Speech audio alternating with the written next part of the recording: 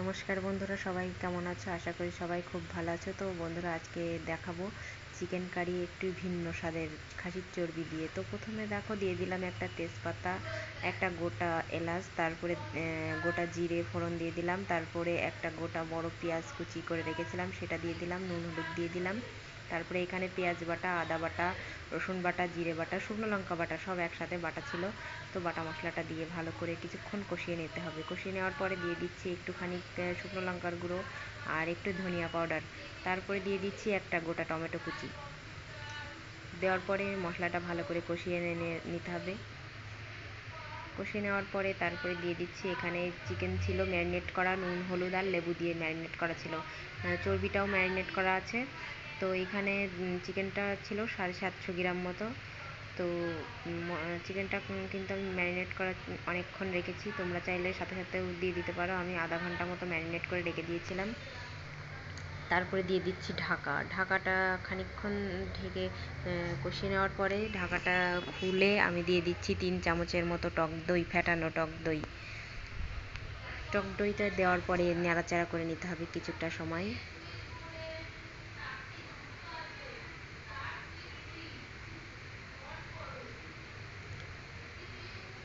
চিকেনটা কিছুটা সময় কষিয়ে নেওয়ার পরে এখানে ভেজে রাখা, আগে থেকে ভেজে রেখেছিলাম আলুগুলো, সেই আলুগুলো কিন্তু দিয়ে দিচ্ছি এখানে। এবার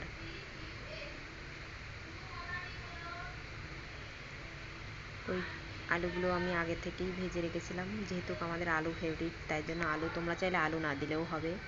আর সেই ম্যারিনেট করা খাসির চর্বিটাও দিয়ে দিলাম। এখানে 200 গ্রামের মতো খাসির চর্বি ছিল, চর্বিটাও অ্যাড করে দিলাম। আগে থেকে দিইনি কারণ হচ্ছে চর্বিটা দিলে কিন্তু চর্বিটা গলে যেত, তার জন্য আমি একটু দেরি করেই দিয়েছি চর্বিটা।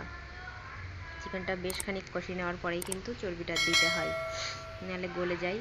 তো এখানে তোমরা আলুটা স্কিপ করতে পারো, আলুটা না দিলেও চলবে।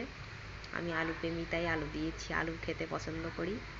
তো কষিয়ে নেওয়া হয়ে গেছে আমার, দিয়ে দিচ্ছি পরিমাণ মতো জল, তারপরে দিয়ে দিচ্ছি নুন আর হলুদ। তারপরে সবশেষে একটু ঘি দিয়ে নামিয়ে নেওয়ার পালা। তারপরে দেব ভাজা মশলা, এখানে গরম মশলা কিছুটা ভেজে শিলপাটাতে গুঁড়ো করে রেখেছিলাম, সেই মশলাটা দিয়ে দিলাম। রেডি হয়ে গেল আমার চিকেন কারি রেসিপি। তো আজকে একটু ভিন্ন স্বাদে, তোমরা দেখতেই পেলে কিভাবে রান্না করলাম। তো ভিডিওটি ভালো লাগলে অবশ্যই লাইক কমেন্ট করে শেয়ার করতে ভুলো না, আর অবশ্যই চ্যানেল সাবস্ক্রাইব করে পাশে থাকবে। যারা অলরেডি সাবস্ক্রাইব করেছো তাদেরকে অসংখ্য ধন্যবাদ। তো ভিডিওটা এই পর্যন্তই। তো নেক্সট কোনো ভিডিওতে দেখা হচ্ছে, ততক্ষণে সবাই ভালো থেকো, সুস্থ থেকো, টাটা। তো এখানে দেখো আছে আম ডাল, তারপরে চাটনি, তারপরে পেঁয়াজ শসা, একটা বেগুন ভাজা আর চিকেন কারি সেই রেসিপি, আর আছে সাদা ভাত।